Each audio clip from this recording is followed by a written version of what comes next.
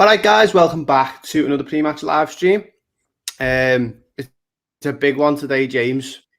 Man City at home in the FA Cup quarter-finals. Probably, I don't know if it's our biggest this season, but it's definitely one of them.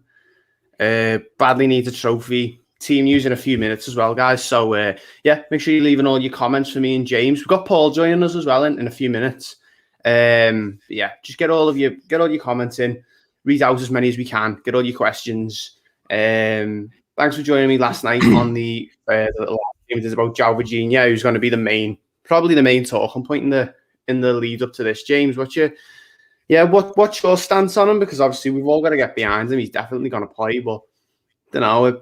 Some people I know some people were sort of willing for it, weren't they?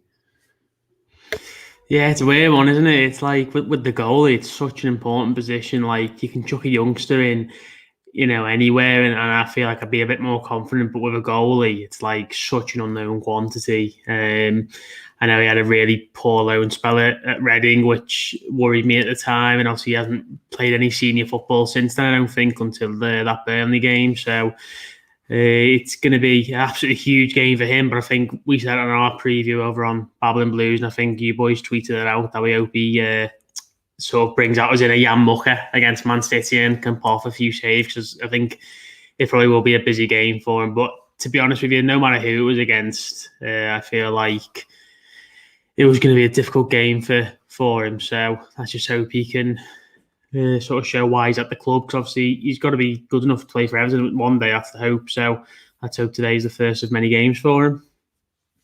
Yeah, I hope so. I don't know, we were talking about him, but we've just got to get behind him now because we know he's playing. We've just got to see how he does. He did keep a clean sheet in the time he was on the pitch against Burnley. Let me just turn my lights down a little bit. He didn't play badly against Burnley, so it's typical Everton when you worry about a young player coming in, especially when it's a goalkeeper. But let's see how people are feeling. Liam Haffernan says, "Let's get into these today. Really go for it. Needs a cup desperately. Keep it up, lads. Everton till I die." Thanks for joining the stream, Liam. Good to see that you're being positive about it. Let's be positive. Let's go in, because do you know what, James? Last time it was me and you, and we were unconfident. We won the derby 2-0. So that's just testament. It's me and you in it. So let's just we're gonna pull it through today, guys. We're gonna win this game. We're gonna win this game 3-1 or 1-0 or something. But we're gonna win. Stephen NG says, "Come on, lads. These are shite." I wouldn't agree with that, but yeah, come on. Come on, Everton. Hello, Calvin. Who's in the team? Jake Abbott is not feeling overly confident, but there's always a bit of hope. Mate, with Everton, there always is. There's always something, isn't there? And no reason we can't go out and beat these tonight. I really just think we can, especially after watching them against Man United. I know Man United are different to us, but I think there's ways you can beat them, definitely. And like I said on the stream last night, no team is unbeatable. That's a massive part of it. Got Paul joining us. Team news should be out now as well. I'll put it on the screen. Paul, how are you feeling ahead of tonight, mate? Apprehensive. To be honest, mate, I'm not going to predict us to win. My heart wants us to. I want us to win every game, but just with the injuries we've got and the form City are in, it just be a big shock if we pull this off, wouldn't it? If we pull this off, then you'd have to think our names on it, because I don't think there's any other team who... Yeah. They're the best team in the country by a mile. If you beat these, then you can beat anybody, essentially. Yeah, they're a really good team, but no reason we can't beat them. I'll read the team out here. Virginia, obviously, in goal, who we'll go on to a bit more. Coleman is captain in the team tonight. Godfrey, Holgate and Mina are the three centre-backs. Michael Keane's dropped to the bench, funny enough. Luca Dean, Alan, Gomez, Calvert-Lewin, Sigurdsson, Richarlison. Not a bad team. I'm quite happy with that. What do you reckon, lads?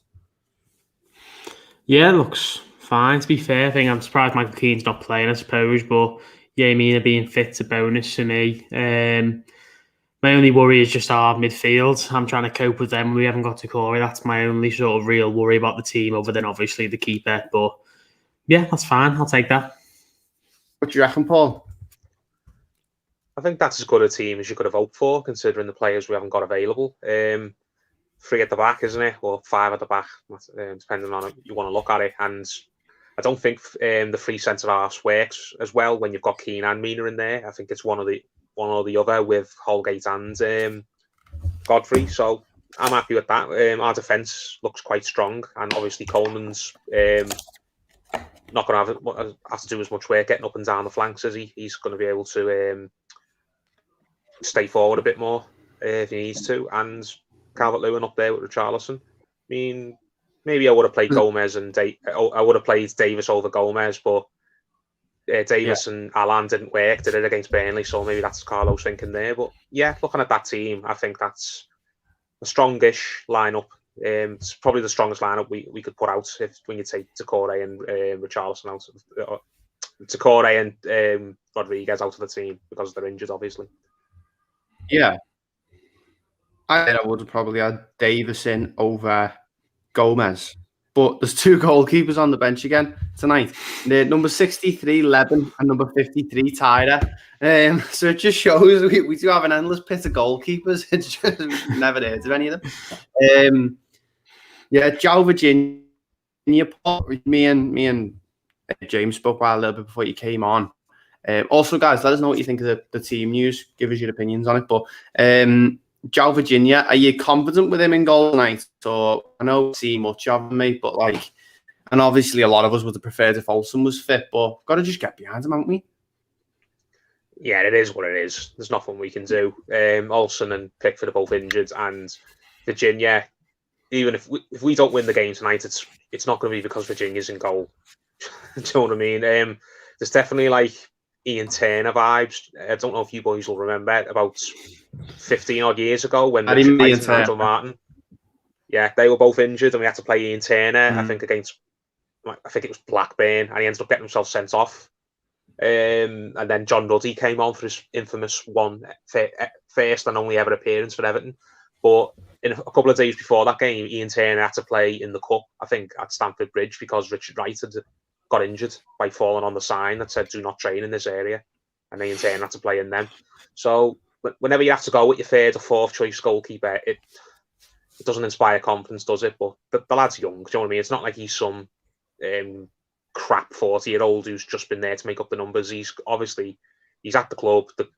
All the coaches seem to think he's got a future here, and he's got some ability. So we just have to throw him out there and hopefully prove that he can have a positive experience. Even if we lose the game, hopefully Virginia can learn and grow from it because, as I said, a lot of people at the club seem to really like him and are not willing to just toss him out just because the manager who signed him, Marco Silva's, not here anymore, which has happened in the past when other managers have brought in fringe players, and as soon as the manager who signed them's gone, those players never get a look in again.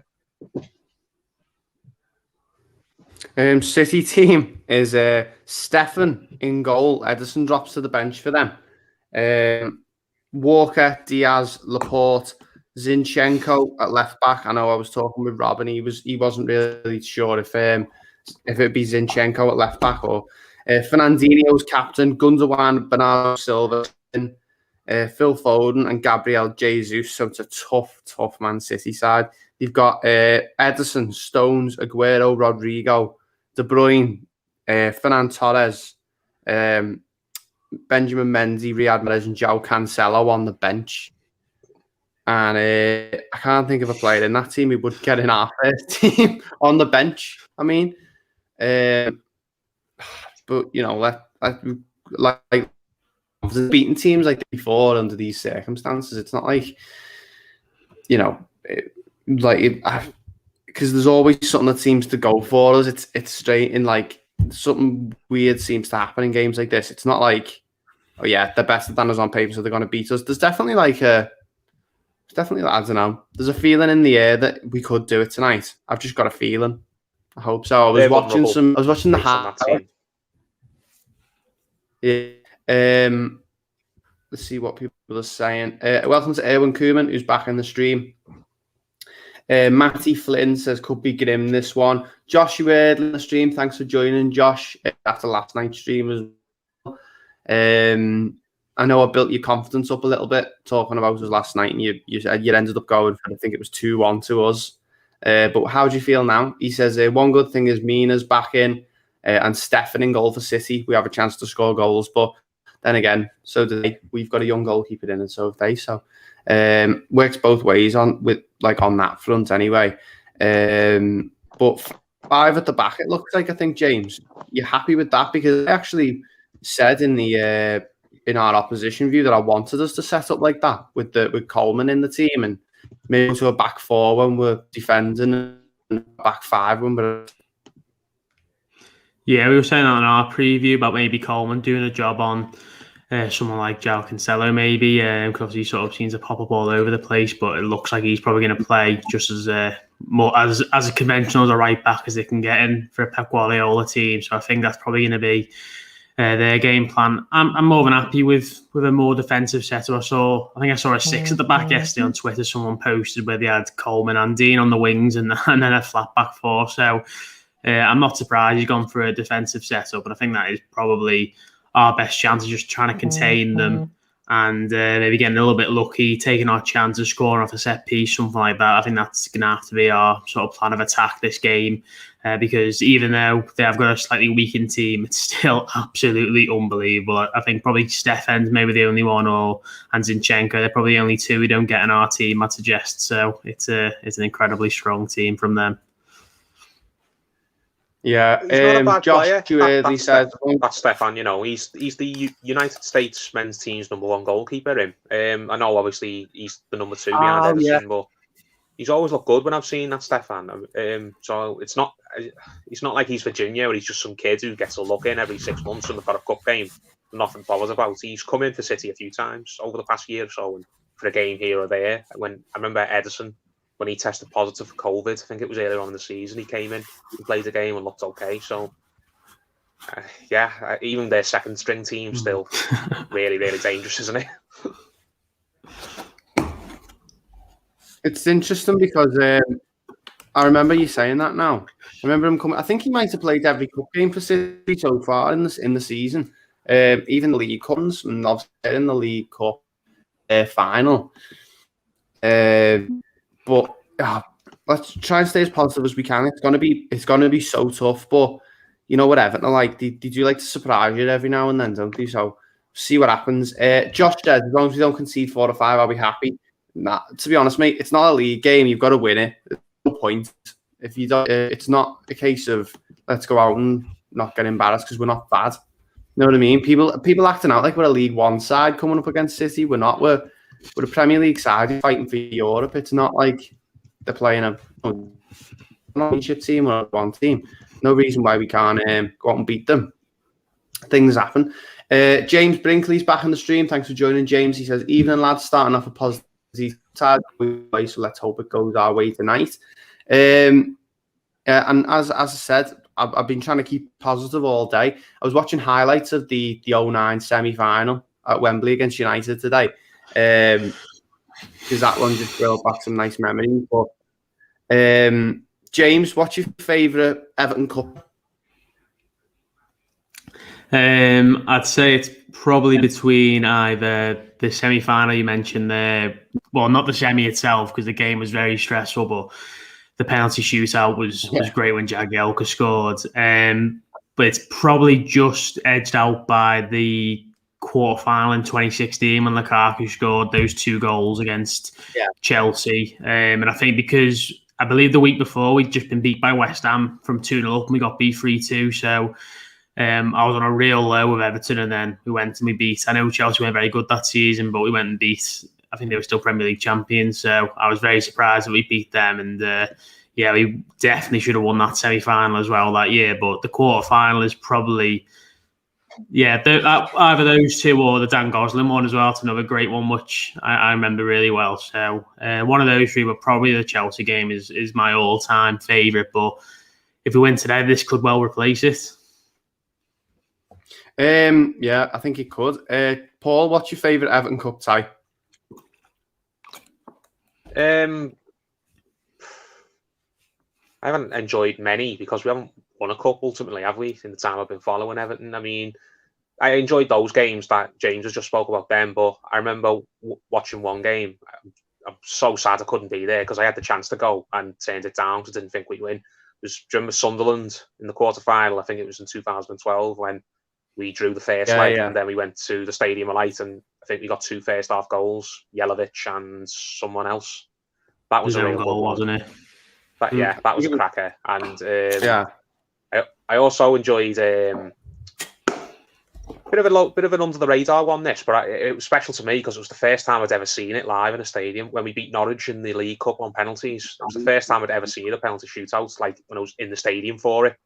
And it just felt like we weren't going to win it that night because we wasted a lot of chances to win the game in normal time, and the mood around the club was just really dour at the time. It was basically when things were really starting to go wrong under Martinez, and everyone was thinking, where are we going here? It looks like there's nothing on for us this season. And we ended up winning that cup game on penalties, and it kind of brought the hope back for a little bit anyway, where you think, okay, maybe we were just going through a bad run and we are on for something special. But ultimately that wasn't to be. But that night at Goodison against Norwich on penalties, that was really good. Yeah, I think mine probably the penalty for Bridge in I think it was the 5th round. Chelsea, when Bainesy scored the free kick, and I think it was Neville scored the winner or Heisinger, and where Heisinger bumped Ashley Cole in the shoulder. Neville, and he just stood there with his arms up, and I love that one. But Josh has just said there in the chat, if we can beat Liverpool 2-0, which we haven't done in 22 years, no reason we can't do these tonight. Is King on the bench? No, he's cup tied. Yeah, thanks for answering that, James, in the chat. So no Josh King, there's no Banana either. And Michael Keane's dropped. I'm a bit gutted about Michael Keane, to be honest. I think if Keane in for Holgate and Davis in for Gomez, and I think that would have been the best team we could have gone with. What you thinking, James? Michael Keane, because I know Mason Holgate can erratic, and these games, he sort of worries me in these games sometimes. Yeah, I do agree, but I feel like in the derby, I thought he was pretty good, did a really good job on Sadio Mane. So again, whether he could have a similar job today on Foden potentially or Sterling, I'm not too sure. But I've just had a proper look at our bench there, and it is pretty poor viewing, because I was saying on our pre-match preview, I'd love to see which goalie rolls out to get on the bench, and I've never heard of this Levan fella. So that's class. And then obviously you got Broadhead, Carl John, Nkunku, Onyongo. It's really only Davis, Iwobi, and Michael Keane who can make a difference. So I much like in the last round, I think when we were on the pre-match for the Tottenham game, I said I wanted Josh King to start, and then I realised he was cup tied, and I only just remembered again. So that knocks my confidence down even lower than it already was. But yeah, I'm disappointed Michael Keane's not playing, because I think he has been terrific for us this season, and obviously the fact he wasn't in the England squad this week, I thought was a big shock to me, or maybe not necessarily a shock, but I thought it was definitely the wrong call. But I feel like if he's not playing, it must be just because Carlo's got a plan, because I don't think you drop someone who's been playing so well for you this season for no reason. So I think it must have something to do with his game plan today, potentially. Yeah, a couple of people quite positive in the chat, actually. Mitchell Smith's going for 2-1 Everton. Keane, Calvert-Lewin and Bernardo Silva. Josh says, if we had a fully fit squad, Gomez wouldn't be nowhere near. It would be Alan, Decore, Sigurdsson and Hamed. I don't know. I still think I'd rather have Davison with Sigurdsson at times. It's tough. Maybe we do need another top-notch midfielder in the summer, I think, to come in these sort of games. DCL first. Stephen says 3-2 to Everton. Jake Abbott says 2-1 Everton. So yeah, it's a couple of people being really positive. It's nice to see. Paul, what do you make of Michael Keane dropping out of the squad? Not the squad, sorry, out the team. He is on the bench. But make of that, because he's been fantastic this season. And back today with Godfrey and Holgate, I think it just works so well with Keane in there. And Yerry Mina coming back straight in at the deep end. I don't know. It makes me I'm a little bit apprehensive about it, because Keane is really good at ushering those two, Godfrey and Holgate, when we play those three centre backs. And yeah, what do you think anyway? I haven't got a problem with it, to be honest. Holgate, I think, suits playing in a back three. And I don't think you can play Keane and Mina in a back three because they're just too slow between them. You need some legs back there so no one gets in behind. So it was a choice of Mina or Keane, and I haven't got a problem with him choosing Mina for this game because Keane's played a lot of football this year, and it's just rotation, isn't it? It's to keep everyone fresh. So Holgate hasn't been great this season, but I do think he does tend to perform when he's put in a back three, especially when he's one of the centre halves in the back three, and he's not playing out wide as a wing back. Godfrey's been so brilliant; he's undroppable. He's great whenever you play him in the defence. And Mina was in a really good run of form before he picked up that injury against City in the league about a month or so ago. So I've got no problem with it. If we need Keane, we'll bring him off the bench and throw him on there. Maybe if touch wood, we're winning and we just need to shore up things up and go flat four at the back. So no, I haven't got a problem. Michael Keane, it's not a judgment on him that he's not playing for this game. He hasn't been dropped. He's just been rotated out. I think there is a distinguished difference between the two. Yeah, Ewan says, is Olsen out? Yes, he is out. Josh says, is it 5-3-2-1? I think it's probably, something like that. I don't know, maybe 5-2-1-2, something like that. Where's Bernard? So, something like that. Is Bernard injured? Bernard isn't on. If he is, I might have missed that. I'm not sure. I mean, I didn't know. I was expecting him to be in. I didn't know he was injured, but no, he's not in the squad at all. I just we'll have to try and find out where he is because not in the squad tonight. Bud's probably being useful. You know what I mean? If we need him, like he was very useful in the last round, didn't he? When he scored the winner. So yeah, it's upsetting that he's not in this. And so, Tario there says Bernard's got a non-COVID related illness. He's had that for a couple of games, hasn't he? So that's interesting. Evan says, thump the ball forward, do you think? Yeah, Paul, come to you first. What do you think the game plan's going to be? Sit back, really, I think, and wait for that ball to Richarlison out, something like that. Mo Rodman is a big miss for me as well. That's all we can do because we play at our best when we soak up pressure and we try and hit teams on the counter and let them come to us. If we go and try and take the game to City, then we're just lambs to the slaughter. We tried to take the game to Burnley and got had off. Do you know what I mean? City, if there's any way to stop them, then the only way to beat them, it's just to sit back and wait for your moments to come, which we've done. We've done plenty of this season. We're not a possession team. We don't need to be on the front foot all game. We are better when we do, like if you're talking it in a boxing terms, when we sit on the ropes and we rope it out. Other teams, we let them come to us and we hit them on the counter, or we get up the pitch and we get a free kick and we score off a set piece. Or if a team's throwing everything at us and they're having a bit of a breather for a few minutes before they go again, we kind of catch them cold. We just have to wait for our moments to come because we will get chances, I think. We just need to make sure we take them, and we need to make sure we don't give them any we don't give them anything where there's no way they're going to miss it. If they're going to score, is what I'm trying to say. If they're going to score, we need to make them work for it. They're going to need to cut us open and be the Man City we know they're capable of being. You can't give them any easy chances. Basically, so be switched on from minute one. Take the game to them and don't make it nice for them. I think that's the order of the day for me. As long as we win the game, I don't really care. Give them a battle, get in the faces, kick them a little bit if you need to, and make them come away from this match tonight, even if they win it, thinking, Christ, we had to work hard there. We didn't just turn up and roll them over with our second string like we do most other teams. We had to really dig deep for that.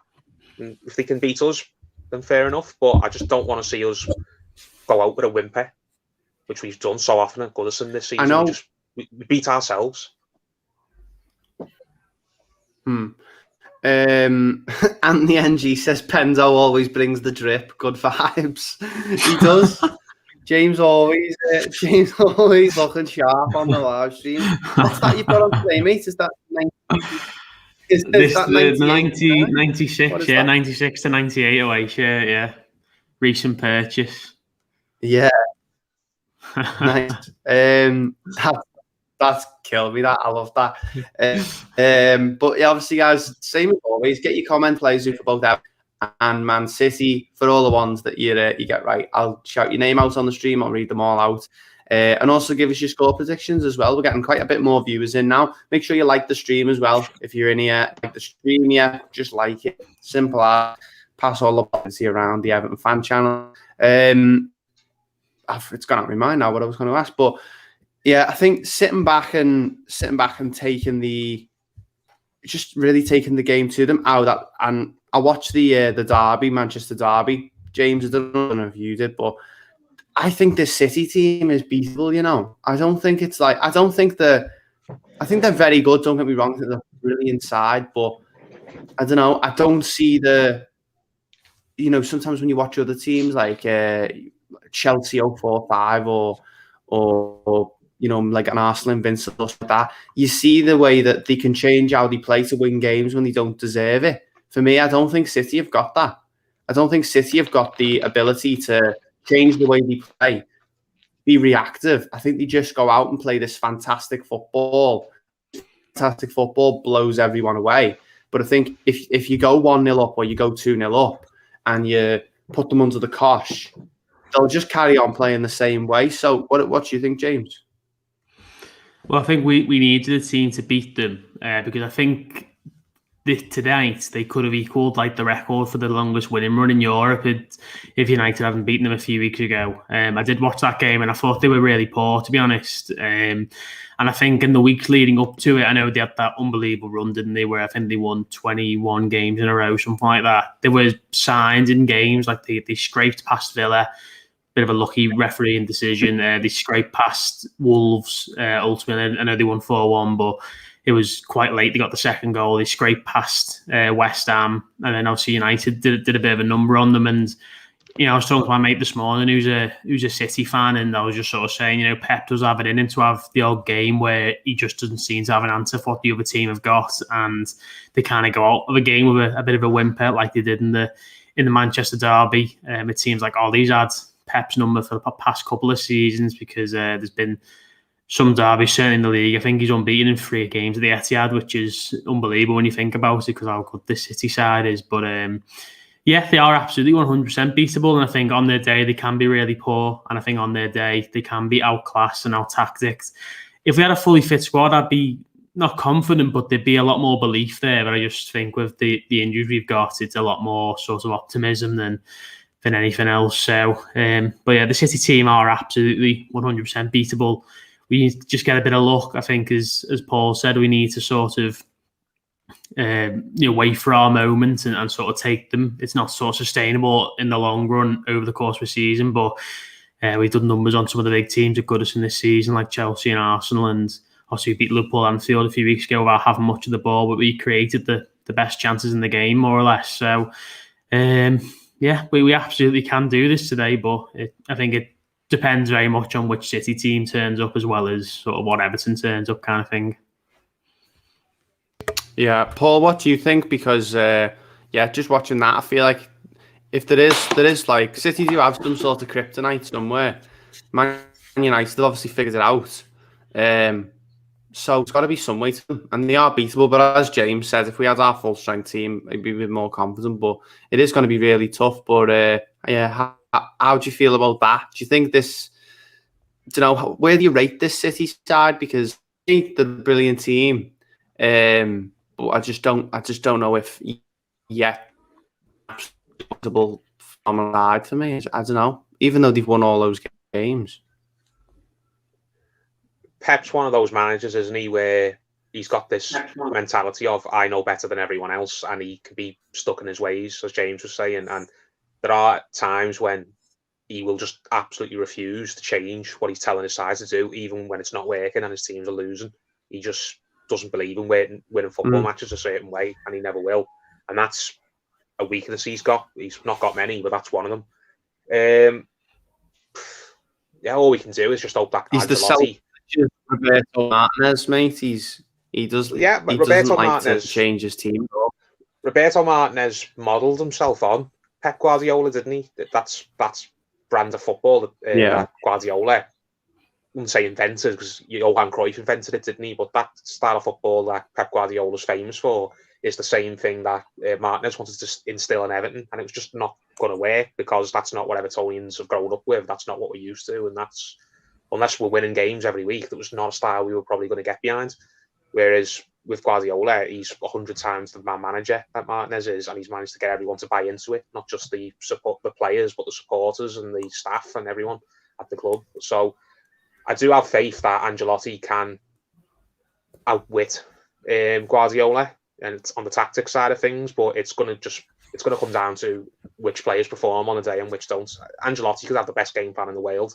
If the players go out and don't execute it, then it doesn't really mean anything. And Guardiola could have one of his worst ever days in the dugout, but if his players go out and just play to their normal levels, it doesn't matter. He can just sit on the bench and not move the entire game, and his team will win anyway.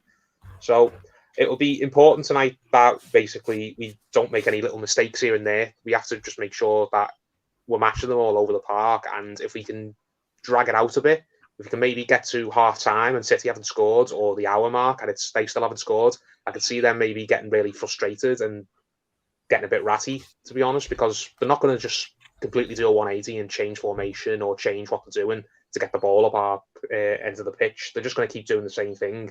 And as long as you don't lose concentration, then there's no reason why, if you can do it for the first hour of a game, you couldn't do it for the last half hour as well.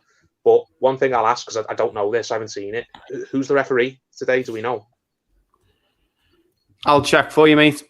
We need a referee who's going to be on it today, because I can't be doing with us going out to another cup game with just because a referee is letting the favourites, I'm not going to say the bigger team, but the team who the media want to win, getting away with all sorts. Because I'm still PO'd right now about what happened in the other quarter-final in the League Cup against United, when they basically just acted like rats and getting away with all sorts, and basically we had to just get on with it because there was no VAR. So there's VAR in this game, I believe, but we need a strong official here, because I don't want to be sitting on this post-match stream later going mad because City have been allowed to get away with all sorts because of an incompetent official.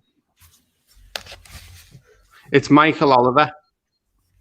Well, he's supposedly meant to be one of the best, isn't he? But saying you're the best referee in the Premier League, if you're supposedly the best referee in the Premier League, that's like saying you're the nicest fella in prison. For me, the standard officiating is so terrible that it wouldn't shock me if we have another VAR farce. It's like a sort of mafia, isn't it? Everyone goes in, information never comes out. So that, but yeah, basically what you're saying is you don't want Sterling to carry it out the ground and bring it back in again like he was allowed to do in the League Cup semi years ago. That was scandalous, absolutely horrible. That. But you know, an Everton fan wants us to talk about Seamus Coleman. Paul, Coleman back in the side. I know me and you, we've been critical of him on streams, and we're in the mind that if he is going to get used, he should be used sparingly. This is the sort of game I'd bring him in for. Do you agree? Yeah, we're going to need his leadership on the pitch in this game, because I can imagine if things are getting really, really antsy out there, let's say that we're winning and we're trying to hang on, or we're just, the scoreline means we're banging the game, then I can see a lot of players really starting to get nervous, and you don't want them doing anything stupid like committing silly fouls or getting themselves in trouble when they don't need to. So you need a calm and influence like Coleman to be out there and just kind of rally the troops and get everyone calm.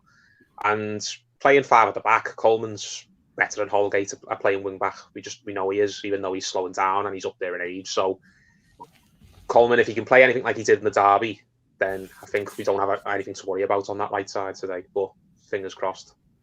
Yeah, you'd hope so. The FA Cup is in the lower now, Paul. Jake Humphries there in the lower, so it's nice. It's nice to see this rugby there. We need to be. Let's be as positive as we can. People being like, I can't be bothered because it's a quarter final and that. It's like, no, for me, it's weird. If it was a league game, I'd agree with you, but no, these are the games you got to be getting up for. And I think, I don't know if you lads agree with me. I think a lot of a football team's performances stem from the supporters.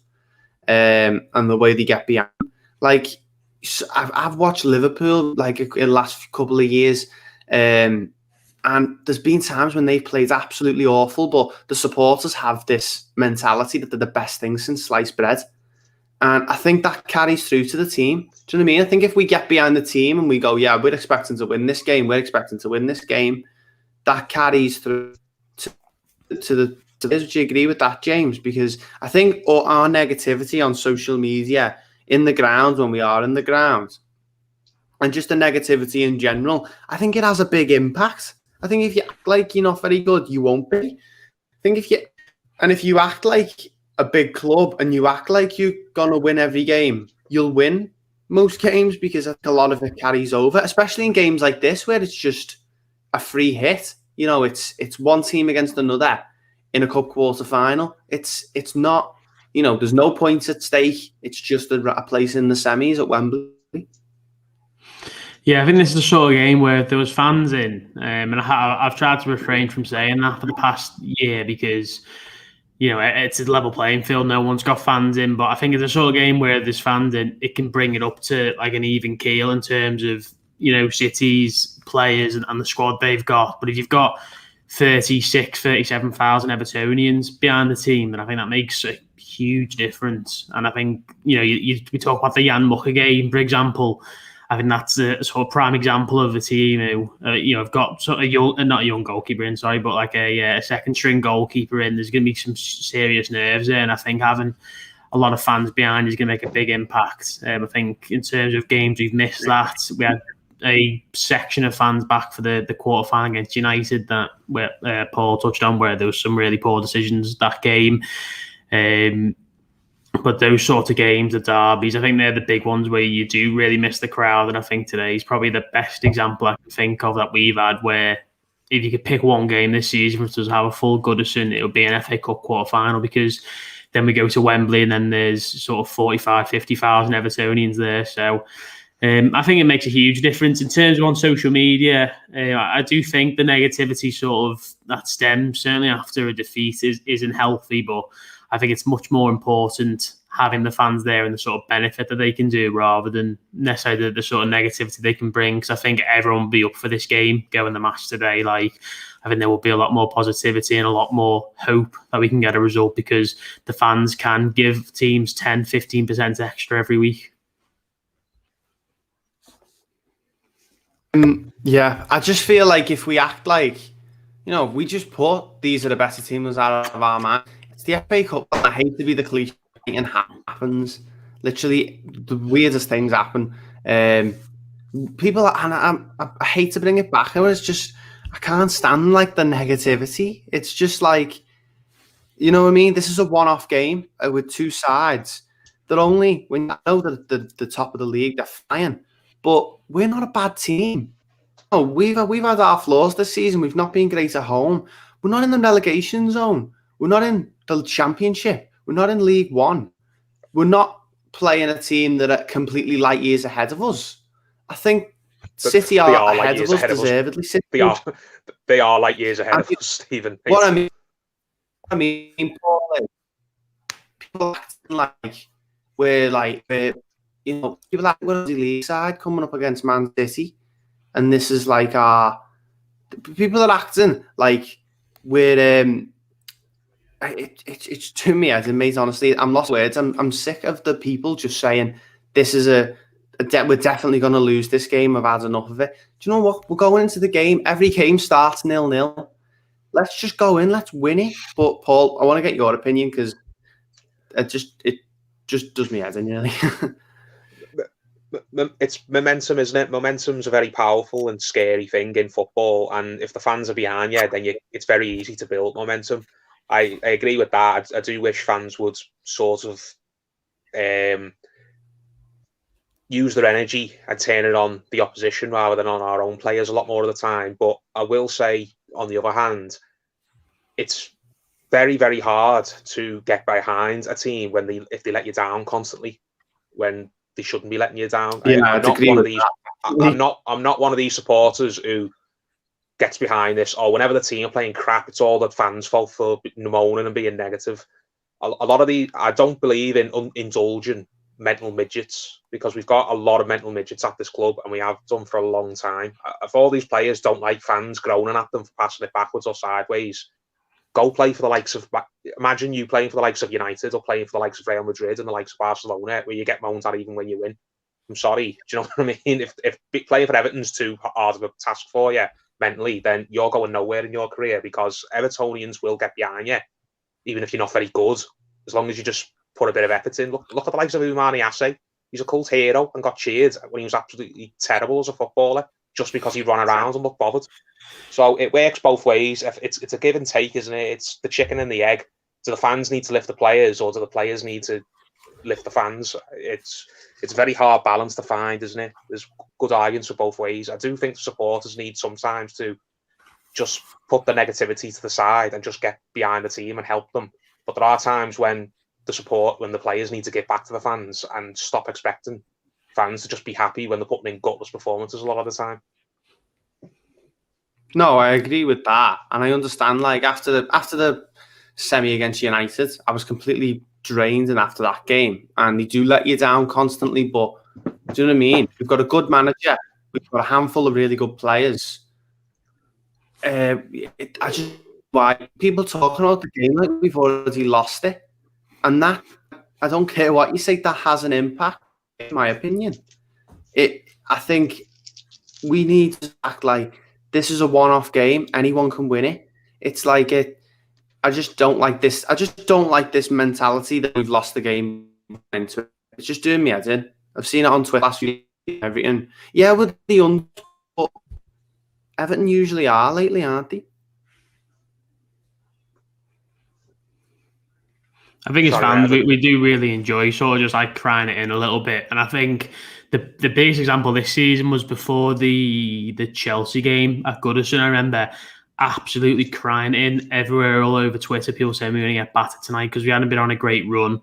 We played really poorly at Burnley, and I think Leeds might have been the game before that. We had a bad few games, and then we won 1-0, and we probably deserved to win 1-0 as well. I think we gave it a really good effort, and that was a prime example of what Paul was talking about. 11 players working really hard. It doesn't matter sort of what your tactics are, what the other team does. If you work really hard, you've won half the battle there, and then we were sort of spot on in other areas of the game. So, but I do think, I was saying to my dad before, like I woke up and seeing the Champions League draw had been done, and just Blues saying that Liverpool have won it. They've won the Champions League already because they'd drawn Real Madrid, and apparently that was an easy draw. And it's like, no matter who they drew, they would have just cried it in and said that they were going to win it anyway. So I think just as a fan base, it's doing that to sort of, if we do lose or whatever, that it doesn't feel as bad. And if we do somehow pull a win out, it feels even better. So I think that's just ingrained in the fan base. I think after years of sort of coming close and not quite making it there, I think that's just what that brings to fans, especially on social media. There's like the trap from past experiences, but there's, it brings me back. It brings me to you mentioning Liverpool in the Champions League. Awful in the league this season, but for me, there's no reason why they can't win the Champions League. They're not as good as City. They're not as good as Dortmund, but they'll probably go into the game. These are just up to this. Let's just win them all. Because you have to have that, and I think as a supporter, you have a lot more impact than what's led on. I think you have a lot of impact on the team, more so than if you're a supporter of anything else. As a supporter of a football team, your mentality and the way you speak about the club has an impact, in my opinion. And just being like, oh, we've lost this game before we go into it, it just annoys me. And I know, obviously, when they constantly let you down, Paul, you make a good point there, mate. It's been a regular thing, hasn't it? It's just be getting let down in these games. But do you know what I mean? This game's going to start 0-0. What if City got the win? More quality. That's it. Yeah, and you know what I mean? They're not going in with a goal advantage. They're not going in with anything else. It's just because we've seen it before in the FA Cup. Teams beating other teams when they're not meant to, and James Brinkley put it perfectly there. Any team can beat any team on the night. I don't think this is going to be like the league game, because a league and cup game is different in atmosphere. It's just different. And I know there's no fans there, and I just that opinion. I think you not there doesn't really matter anymore because social media is a massive thing. Majority of Everton's players are on social media. They see everything you put, even if you think they don't. Every Everton player on Twitter probably sees what you put about them. And we know Richarlison searches his name on Twitter and replies to people. People know what people are saying. And if we have this mentality that we're going to get beat, the players are going to look at it and go, oh, right then, well, if the fans are expecting us to get beat then, there's not really any pressure on me, is there? I just think that's I think half the battle's mentality. And the other battle is actually the football match, in my opinion. Hannah says she's got a funny feeling. I'm not saying we're going to win the game, guys. I'm not saying we're going to go out and we're going to beat them and we're going to wipe the floor with them and get through to the next round. I'm just saying that just because we've got our third choice goalkeeper in João Virginia, Paul made a great point. He's not a 40-year-old who's here sitting on the bench for the money. He's a lad who obviously wants to play Premier League football in the future. So he's got the opportunity tonight to make that number one shirt his own. I'm much happier with him in goal than, like recently, the Ian Turners or the Carlo Nashes or something like that. We've got a goalkeeper there. He's a young goalkeeper. He came in for his debut against Burnley. I just don't see why people are writing it off already. It just annoys me. But yeah, I think let's just go into it. It's a one-off game. No reason we can't. And we'll talk about Richarlison there because we mentioned a little bit there. If the fans saying we will lose it, it's bad for them. No, put yourself in their shoes. That would not drive me on at all. That'd put me down. But everyone's different. Richarlison, though, I think he's going to be the spark for us tonight if we are going to win it, James. Yeah, he's got that talisman sort of quality about him. When I think about James, he is sort of the main man in terms of attacking, defending, link and play. I think he's the closest we've got to someone who's a bit of a game changer. Unfortunately, I think City have got about 3 or 4 of them, and they've got a couple on the bench as well, which, again, we were sort of saying in our preview that without James, we're sort of lacking that sort of moment of magic kind of player, and City have got that in abundance, certainly in the sort of front three positions and even in the midfield. But yeah, I think if we win any game, Richarlison tends to be pretty crucial to that. And when he doesn't play well, I think that's probably where we've seen some of the worst Everton performances the last couple of seasons. We all remember the really long stint we had without winning a game when he didn't play, and that only ended this season. Yeah. I can't quite remember what game it was, but I can't quite remember what game it was. But it might have been Sheffield United, maybe on Boxing Day. It might have been that game, and that was a run which went on for, I think it was sort of 15, 16 games where he didn't play. So he is going to be absolutely crucial to us. And if he can, I've seen someone put on Twitter then talking about we can get a goal in the first 5 minutes and it'll be Richarlison. That's the sort of hope you've got of him, just like he did in the derby. So yeah, if we can start fast and he starts well, then that gives us a great chance, because as I say, I think he's our talisman. He's our sort of best and most comparable player to what James brings in terms of the big game sort of player. And I just hope he can back up everything that he sort of says and everything he wants to do for Everton with a good performance. That's what we really need from him today. For me, the thing with City is I think we can scare them. I think if we can get an early goal, go against the status quo. So if we go out, bag an early goal and rate on them, pushing them back towards their own goal, tap flying in, they're going to sit back and they won't. I don't think. But poor, because Richarlison and Calvert-Lewin both starting, that's always good. Both of them scored in the last round. So, a word on Calvert-Lewin, because he's due a good performance and he's due like a goal-scoring performance. So, Calvert-Lewin tonight, what you predicting for him? Think he'll have a good game? Yeah, he, as you said, he's due a good performance, isn't he? I know he scored against Burnley, but he was still one of the worst players on the pitch, I felt.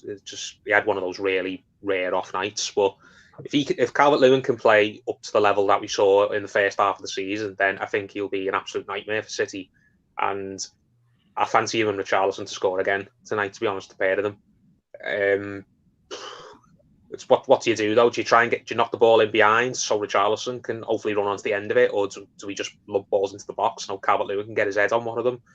I don't know. Can you play both of them in the same team and play to the strengths of both of them, or do you have to play to the strengths of just one of them? It's a weird one, isn't it? Is Richarlison, is he going to be out wide, do you reckon, or do you reckon it's going to be he's playing off Calvert-Lewin down the middle, or? I think it'd be down the middle. I think all the width's going to come from Dean and Coleman. Yeah, I agree.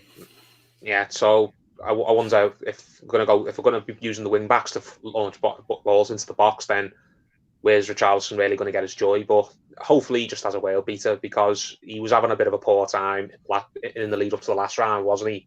And he just completely turned it on, and was a major reason that we won that game against Tottenham. Did he score 2? I know he definitely scored 1. Did he get 2? He did, yeah. He did got 2, yeah. So yeah. It's all season. It just seems to be either Richarlison plays great or Calvert-Lewin plays great. We haven't had a performance from the both of them when they've been on the pitch at the same time, where they're both just giving us 8, 9, 10s out of 10s. And hopefully that can be tonight, because I think if one of them has an absolute whalesy of a game, then we've got a fighting chance. If the both of them are both on it and give us top-notch performances, then I think we can definitely win. Yeah, I think if we go out there but we need, I can't be having a pointing Sigurdsson performance tonight. We need to see him actually do something. He's one of the players who you just skate with a fight mentality, but he can pop up with the odd bit of quality here and there. But I think and I just feel like if we make it into okay, let's go out, not be what they're expecting, because we haven't been great recently, but let's not forget, guys, we've had really good runs of form this season where we've been winning, blowing teams away, but we've been winning games that we shouldn't be winning as well. So I don't know, if we go out and as you said there, James, what people are saying on Twitter, if there's the opportunity for us to get an early goal, get straight on them, get these players who, push them back towards their own goal, put them under pressure. I don't see why we can't just, get a goal early, put them under the cosh, and they mightn't like it. They might not like it. They didn't like it against United, and that's exactly what United did. So, I think this City team, for me, it does have holes in it. Not holes that are obvious to see, but we've got a fantastic manager. We've got a manager that, in my opinion, is just as good as Pep Guardiola, if not better. I don't know what you two think.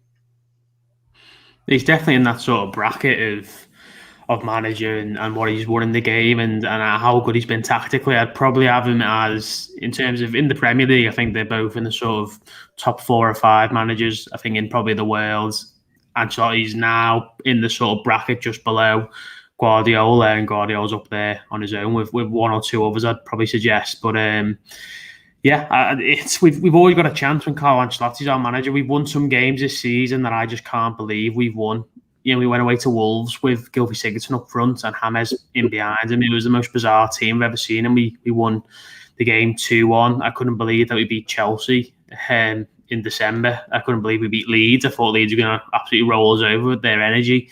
Yeah. So there's been a handful of games, and the derby's probably the icing on the cake. So I think there's been quite a few games where they have really surprised us, and I absolutely do hope that we can add today to another one. I don't actually think this City team is as good as maybe the City team of maybe 17-18 or 18-19 player for player, but they have just fell into a winning machine kind of sort of mentality that Pep has had it for Barcelona. He had it at Bayern Munich for a period as well, where the team just wins games, rolls teams over, and goes on big runs where they're unbeaten. So I think player for player, this isn't the best City team we've seen, but I do think they are looking quite ominous. So there definitely are holes. I think the likes of Zinchenko as a whole.